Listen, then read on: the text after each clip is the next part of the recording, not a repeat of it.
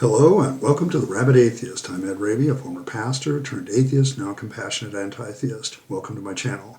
Feel free to like or dislike the video as you see fit, so feel free to hit those buttons. Feel free to comment below, and I would appreciate it if you would subscribe to the channel and hit your notification bell for more content as it is released. You're also free to share my videos as much as you like, because the purpose of this channel is educational in regards to atheist and deconversion issues and any issues related to those issues. A hearty shout out to the Rabyd Nation. Join the nation by hitting that subscribe button. And if you want to support the channel in a more tangible way, hit the join button and your membership options for citizenship will be presented to you. Today I want to react to a video by IMBegger. It's a little bit old, but it does present some of the standard apologetics against some of the criticisms that are leveled at the life of Jesus and various things in the Gospels and so on and so forth. And so some of the criticisms that he addresses, I've actually heard from several apologists. I'm not picking on him in particular, but he misunderstands a lot of the criticisms. And this is pretty typical that what I see in apologetics. They either don't understand what they're talking about or they deliberately misrepresented it. I'm going to assume and hope that IMBeggar is not misrepresenting the facts, but is presenting them as he understands them. And I'm going to try to hopefully clear up some of his misconceptions. I think that this is kind of a little bit more value. He is a guy that seems to advocate for more peaceful discussions of aspects, but some of the things that he says is clearly faulty. And so I want to simply use some of my expertise as somebody with a degree in Bible and theology and who's studied some of these things over the years to kind of clear up some misunderstandings that he obviously has. So without further ado, I'm going to let him introduce the video and then I'll react to it at certain points. I'm probably going to let him play through each of his the three criticism and then react to it. And then he has some final words and I want to react to that as well. So without further ado, here we go. A lot of people will have these blocks. They'll say, I don't believe in God or Jesus or Christianity because I think it was all made up. It's a myth or a fairy tale or a legend. They'll say that Jesus is just another mythical god pieced together from other mythical gods that already existed, such as Mithras, Horus, Dionysus, and others, or that there's really no evidence in the first couple hundred years that proves he even existed, or that some guy named Jesus, not the Son of God, probably did exist, but everything else about him was made up and added on later. Now, I'm not going to say a lot about these, but I will say this. For the first, this idea that Jesus was just an amalgamation of other ancient mythical gods who, according to this, had virgin births, were baptized, had 12 disciples, performed the same miracles, and were crucified, died, and resurrected as Savior of the world. Well, none of this is true. These claims can all be traced back to a couple guys in the 18 and 1900s who had no evidence.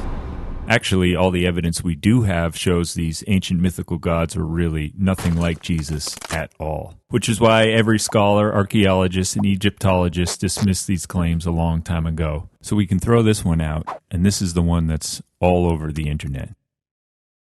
Okay, the people that are claiming the mythology part, I think this is misrepresented in a little bit because he ends his thing that there's no evidence for this kind of connection between Jesus and a lot of the mythologies that are presented. The fact is that what we have with the generation of the Gospels is a lot of oral tradition that later on Gospel writers collected and tried to put into some order. I think you see this in like Luke where he says, I'm trying to put an ordered account to this. He's basically drawing all these different oral traditions and he's trying to put them all together. And I think that's what, is how the Gospels were generated, and he seems to agree with that later in the video. But here's the thing. The criticism of higher criticism isn't necessarily that they have evidence that this is actually what happened, where people did draw from these mythological accounts. What they're saying is it's not hard to believe that they could have drawn from these things. The claim of Christians, and IMBeggar will make this claim at the end of his video, is that Jesus is this totally unique character, that all his miracles and everything were totally unique and didn't resemble anything around where he was. But the fact of the matter is, a lot of the elements of Jesus' story were already present in other mythologies. Virgin birth, resurrection accounts, miracles, yeah, they were all there, okay, in other mythologies around where Jesus is supposed to have existed and the stories of him were told. And so what the critics are doing here is they're simply saying that the Christian claim that Jesus was somehow this unique figure that is completely different and so much different than anything that human beings could come up with is just not validated based on some of the things that are around it. It's not so much that they're bringing evidence, but they're countering a claim by Christians that somehow God is unique. It's not that they're saying there's direct copying of various aspects of the life of Jesus, but they could see that in other mythologies where ancient peoples could have drawn their inspiration to make up other myths surrounding Jesus. For instance, some of the people you have, Mithras, we have a god who basically sacrifices himself to save others. That idea of sacrifice of one's godhood or self in order to save others is actually quite common in some mythologies and will continue to be in mythology. Horus you bring up because he dies and comes back to life for the benefit of humans. He's also a healing god. There's various gods that heal. Dionysus creates wine out of nothing. Jesus creates wine out of water. Very similar account. The virgin births are all over the place. Isis and several others have virgin births. The point is, you point out that this is all over the internet. Well, that's because regular people using their brains and seeing the connections can see these connections. It's not that there's necessarily a direct copying, but the idea that Christians have that somehow none of these things were floating around in what was then the ether back then, that somehow this cultural concepts of various gods and different stories didn't exist, that couldn't have been drawn from by the Christians is just nonsensical. They absolutely could have drawn from these mythological imaginative stories to create their own. And so it's not that far-fetched to think so. It's not that so much that the people in question were trying to present evidence that, these myths were directly used for virgin birth or the account, or directly used for the resurrection account or the miracles. They're just pointing out that there's not a lot of uniqueness in the life of Jesus when you compare him to other mythologies. You can see the connections. You can see the ideas already existed. And you're trying to conflate this to this idea that they were directly pulling from these mythologies to create the myth of Jesus. That's not what it was being said, and you're kind of misrepresenting what the critics were saying here. They're simply going against the claim of Christianity that says these stories were unique and nobody else could have done this. No, they weren't unique. There's a lot of other stories that were very similar. You can't say, for instance, that Harry Potter is unique when Tolkien and C.S. Lewis and other people who use magic in their stories existed before Harry Potter was written. Okay, and that's all they're saying is the similarities of magic and ideas are similar in those stories, and they're similar in the ancient mythologies, and Jesus is no exception to that. He has a virgin birth, which was a common idea. He does miracles, which is a common idea. He does resurrection from the dead, which is a common idea. He sacrifices himself for humanity, which is a common idea in a lot of mythology. These are all things in a lot of mythologies that existed, and they're not unique. Just because you want them to be unique is not true. And the people that were doing the oral traditions or even writing the Gospels themselves could have drawn from these accounts. And that's just simply the truth. It doesn't require like this massive amount of evidence to make this so. It just requires that people are imaginative and can draw from other stories that they knew were familiar, kind of give them a twist and make them their own. It isn't really all that unique. For the second, this idea that there's no evidence within the first few centuries that proves Jesus even existed, well, there's plenty of evidence. Just open a Bible, New Testament. Those are all first century accounts written by a bunch of very different guys who were all alive when Jesus was alive. There's also non-Christian evidence from Jewish and Roman historians, from those who are opposed to Jesus, and from those who didn't even like him. But those who hold this view argue that all the evidence was either forged, altered, or made up. There's really no evidence of Alexander the Great until 400 years after he died. But he existed, right? Even if you don't believe in Jesus Christ, Son of God, you can't just throw away all the evidence. That's too easy. Which is why today nearly all historians, whether Christians or not, accept that Jesus existed. Bam. As for the Jesus is a fairy tale part, I have the following criticisms of some of the things you said. IMBegger. You can't use what is making the historical claim as proof of that claim. The Gospels are making certain claims of history, historical events. So you can't use them to you can't prove the historical events. You can't even use them to prove each other. And the reason I say that is because a lot of the Gospel accounts are just copying from the other Gospel accounts. The real problem with the Gospels is that the authors are unnamed. They aren't added until later. And there is a lot of debate on whether or not the church added the right names. It's not hardcore fast. You could take it to a court of law that Mark was written by Mark, and John was written by John, and Matthew was written by Matthew, and Luke was written by Luke. In fact, there's a lot of internal evidence to say that these weren't written by eyewitnesses, but people that were just collecting the stories. And they didn't have names on them originally. The church did add these later, probably to give them more clout. There was a major theological schism very early in the church between the Gnostics and those that weren't. And those that weren't were trying to use these Gospels as proof against the Gnostic heresies, what they perceived as heresies. And the Gnostics were using their Gospels as proof of what they believed. And so it's no accident that the four Gospels were given some apostolic authority by putting names on them.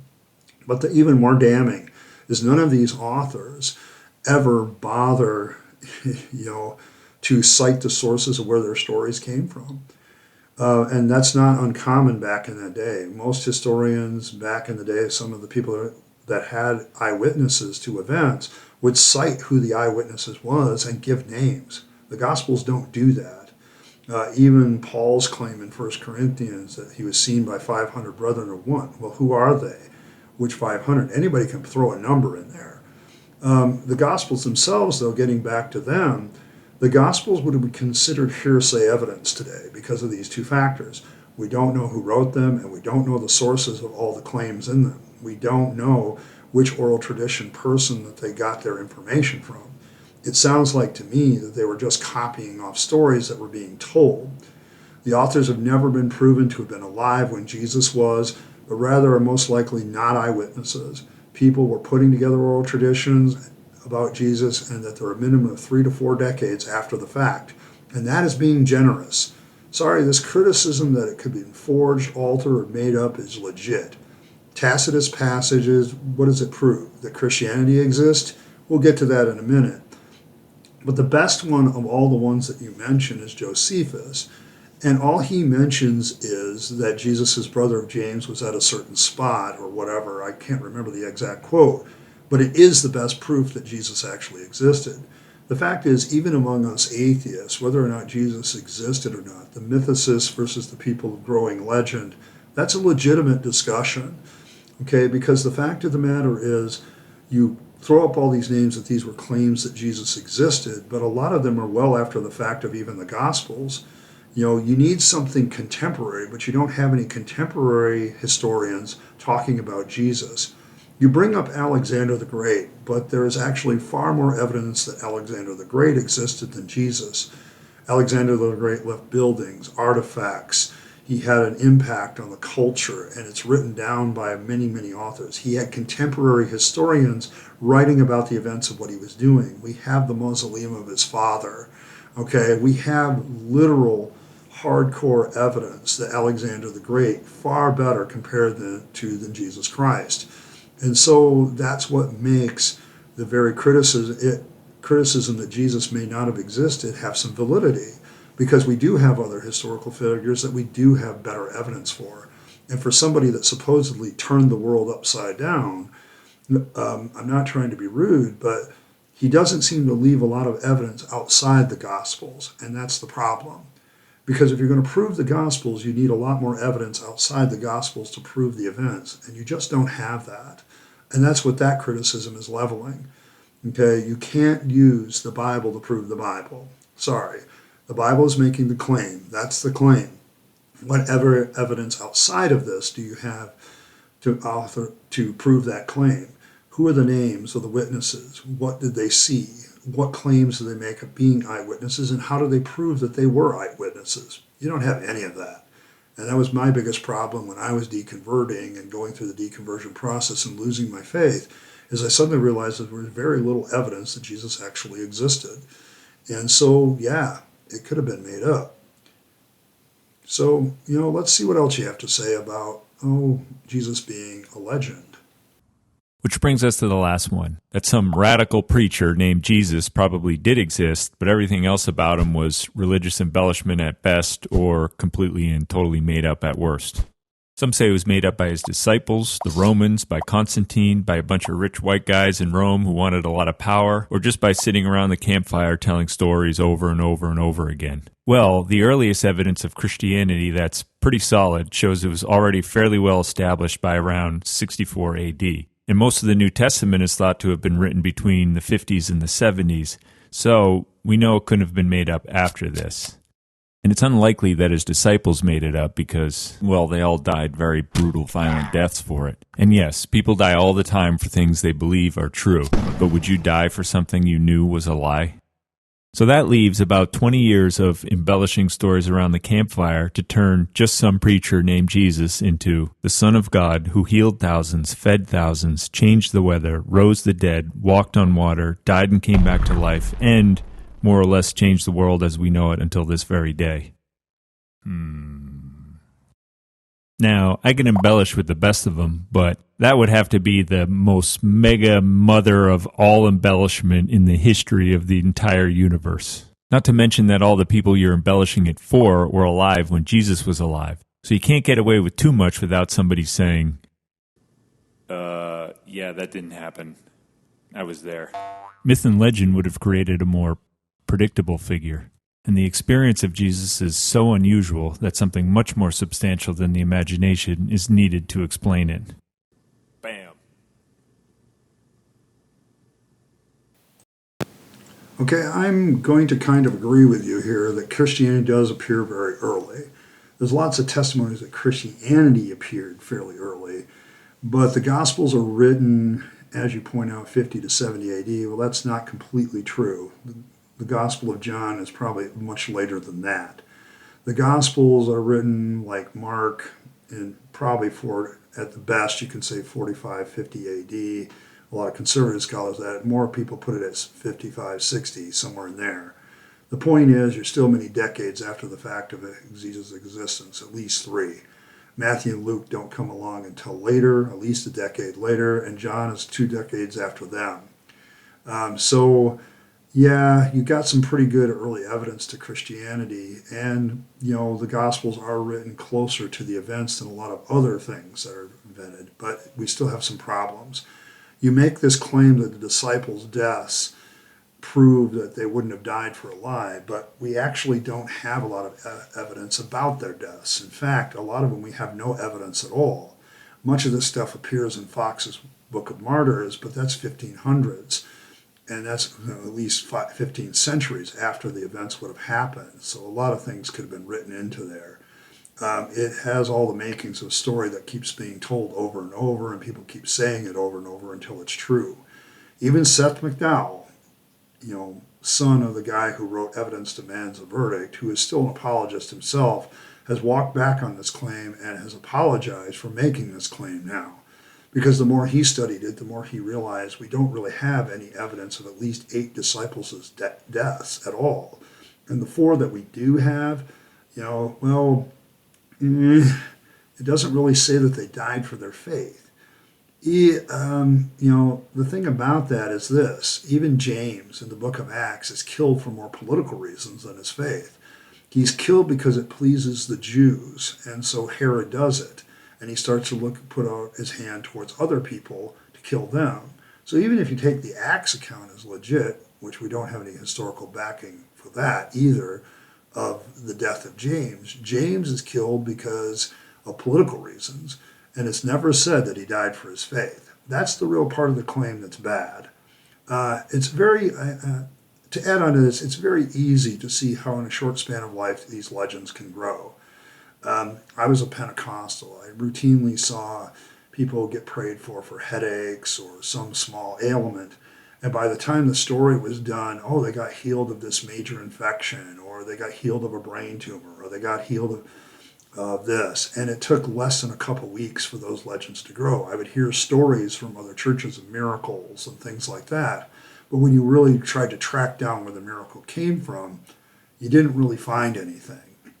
It's easy to see how in a very short amount of time, stories can be made up, added to. The idea that you think that that's not possible just isn't really good observation of what people do in life. In my faith of Pentecostalism, I saw it all the time. Miracles, headaches being cured, all that stuff. And so this idea that somehow that's too short of a span for these kind of legendary things to grow around the campfire is just nonsense. Okay, it absolutely can. The witnesses would have, that you claim that some witness would have said, oh no, that didn't happen. That's a pretty hypothetical story that you don't have any evidence for that it happened. And your own claim that Christianity grows so quickly and so fast kind of cuts against that idea.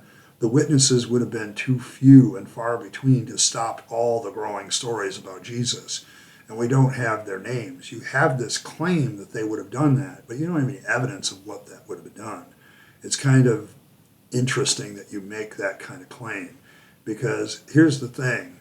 If the apostles were genuinely mistaken, they would have also made those claims and may have died for what they thought was the truth, but didn't actually happen. That's also a possibility. It's not just people dying for their faith or the idea they wouldn't have died for a lie. They would have died maybe for something they sincerely believed was true, and you kind of gloss over that, which is a little bit disturbing to me.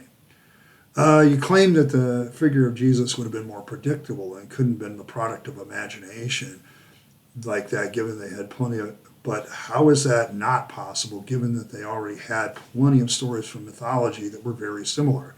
We go back to the first claim, and that's the basis of the first claim, is that it is very possible to see how these ancient peoples, drawing from different stories they already knew, could have added to the story of Jesus and present this more and more mythological. This is actually shown in the Gospels that are canonized themselves. Mark is the earliest one, has a short account, doesn't have a resurrection narrative, doesn't have a birth narrative. All of a sudden, 15 to 20 years later, Matthew and Luke put both of those things in, a resurrection narrative and a birth narrative where Jesus is born of a virgin. You see, in addition, biblical scholars openly admit that these two guys added this kind of stuff to their Gospels, and they added other things internally to the Gospels that Mark didn't provide. This is clearly evidence of addition. But then when you get to John, John may follow the outline of Mark. He doesn't have a birth narrative. He drops it off completely, but goes into this more logos thing. But it doesn't change the fact that he's introducing a theological concept of who Jesus was as God, and that he was a physical being. He doesn't have an ascension account, although he does have a resurrection account, but his resurrection account contradicts the other two, who also contradict each other. The point is, you can see, even in the Gospels, where people added things. John, for instance, adds completely new and unique material that the other three Gospels don't even talk about. More legends, more. You actually see this in the progression of the Gospels that are canonized. And if you go outside that, you can see how the Gospel of Jesus Christ, the early Gospels, are much shorter. They're sometimes only his teachings and so on and so forth. And later on, after the four canonized Gospels, with Gospels that are written later, you get even more outlandish stories. The idea that this couldn't be a growing legend is actually countered by all the Gospels and the Gospels outside the canon as well. Sorry, it's very easy to see how this could have been a growing legend, and you're just kind of sticking your head into the sand about not seeing it. I don't want to be rude here, but the fact of the matter is, it shows very, very clearly that this could very well be a possibility, even among the Gospels themselves. But I'm sure you could argue any one of these points very well, and we could go back and forth and not really get anywhere except on each other's nerves. And we got to stop doing that. Seriously. But we're missing the point here. It really has nothing to do with any of this. So forget about all this. What it all boils down to is this. Is this man-made, or is it from God? Now my question is, don't you think you'd be able to tell the difference? I mean, wouldn't the gap between what is man-made and what is divine be huge and immense? I mean, if I put something in front of you and said this was either man-made or from God, don't you think you'd be able to tell just by looking at it? Wouldn't that be all the proof you would need? I think you could tell. I think we all could tell because we all have that built-in meter inside us that detects on one side and truth on the other. And truth is what we're looking for here. So I challenge you, a friendly challenge in peace. Google the Sermon on the Mount, Sermon on the Mount, and actually read the thing. Don't worry, it'll only take you about 3 minutes. And ask yourself, nobody can tell you what is truth or not. You have to see it for yourself. And if something sticks with you the rest of the day or the rest of the week, that's God. Because God is truth. You can't make that up.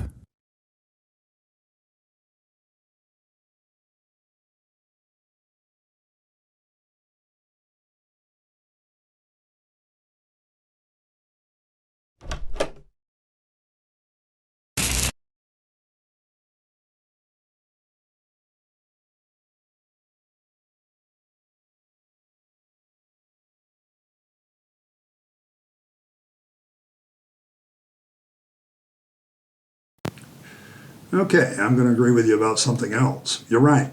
The gap would be huge. But the gap isn't that huge between the Gospels and whatever else is said about and claimed in the Gospels because of the criticisms that you tried to deal with showing your poor understanding of them. But I can see where they're easily made up and many other people have made them up. Okay, yes, you're right. Something that is God-made would be clearly God-made. But the fact that I can look at the Gospels and see how easily they could be made up by man just shows that they probably are man-made. The gap isn't that large. The fact that the ancient peoples telling their stories around the campfires could have drawn and added to the story is very easily plausible. It's mundane, but it's plausible. Mythologies could have been drawn from. The fact that Jesus doesn't have as much historical attestation as, say, Alexander the Great or even Socrates, for that matter. You know, there's a lot of claims that are made by Christianity that can't be backed up by fact. The actual thing where I can see a growing legend, even within the Gospels that are canonized, but also I can take the broader look and look at all the Gospels that were written about Jesus and see that the older they are, the more simple they are, but slowly but surely they get more complex, more stories get added. And by the time you get to the Gospel of Peter, you got a talking cross. Okay, and it starts to get more outlandish and cartoonish the more it gets. Jesus becomes a superhero by the time we're done, where he starts out a very humble preacher that's just preaching a message that everybody liked, and a lot of people liked him. Sorry, it takes more than a BS meter inside us to tell truth from fiction. Okay, there's a lot of people, okay, let me give you an example. You're a Christian. So what about people that are Islamic? They believe that their message is God-made, but you would disagree with that. You would say your BS meter is going off about their faith. You would probably say the same about Hindus and Buddhists and other religions around the world. Somehow your BS meter goes off for them, but not yours. Okay, the fact of the matter is intuition and this so-called BS meter doesn't really offer us a lot of proof. You pull up the Sermon on the Mount. Let me give you a few notes about that. I have read the Sermon on the Mount over and over and over again. I have preached from it as a pastor, and now as an atheist, I look at it as quite a different thing. This is a collection of some of the things maybe perhaps this Jesus of Nazareth said, But the most unique feature of the Sermon on the Mount is the last few words that are said that don't have anything to do with a quote from Jesus, that he spoke with authority and not as the scribes. This kind of indicates to me that if Jesus did exist, and this is a legitimate account, it seems like what is really most notable about his teaching is not the content. The content of the Sermon on the Mount is easily man-made. I've heard hundreds of sermons. I mean, come on, man. Your sermonizer, your preacher makes stuff up. And the person that you go to church makes stuff up. It's not hard to see where people can make things up. What? That Jesus is making up words? That he's drawing from teachings of various rabbinical schools is pretty evident. Okay, there's nothing unique about what Jesus says, and nothing that I would say is God. Okay, my BS meter says, and my critical meter, my skeptical meter says, Jesus is making stuff up, or he's drawing from other schools, and that if he was indeed existing, it seems like he was more of a charismatic preacher. Trust me, I can get people to pay attention just by being very passionate about what I'm saying. That doesn't necessarily prove it's true. Intuitions. Things stick to me all the time. Ideas run around in my brain as an atheist all the time. That's not proof that they're God. That's just proof that we human beings tend to engage ideas, and some ideas seem better to us than others.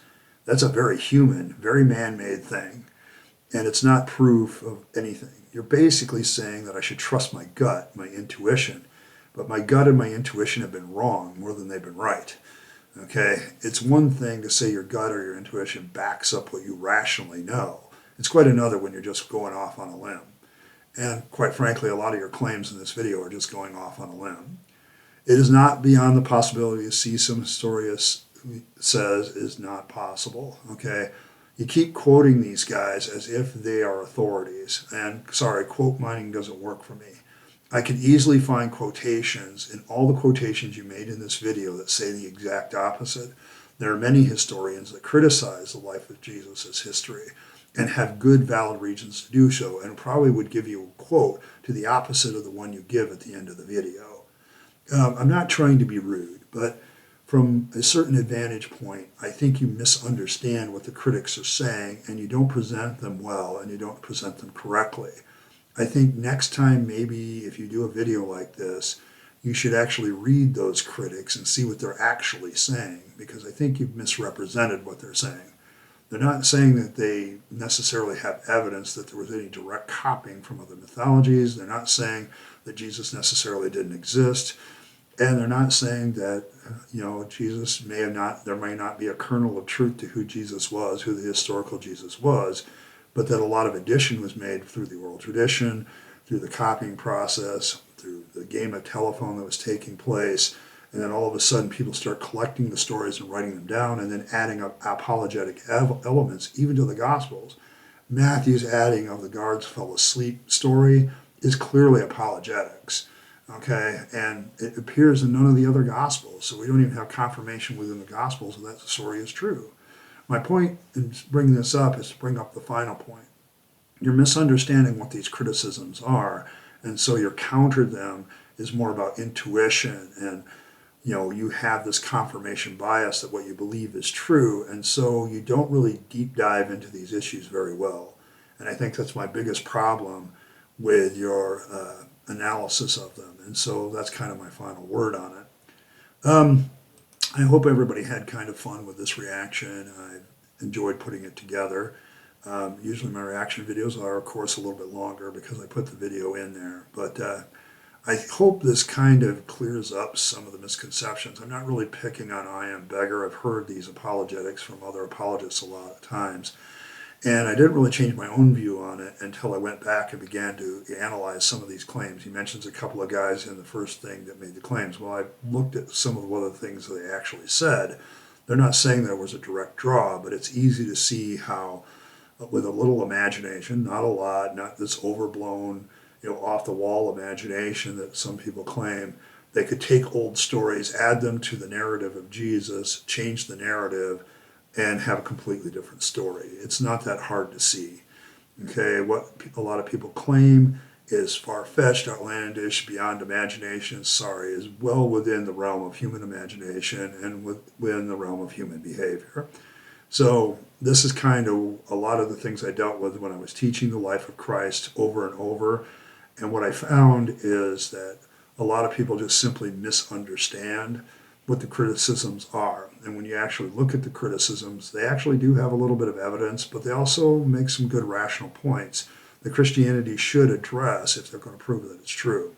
And a lot of the points made in this video is stuff that I've heard from other people before, and I felt it was just a good collection of ways to deal with a lot of issues at once. So hopefully you enjoyed this video and enjoyed the reaction to it.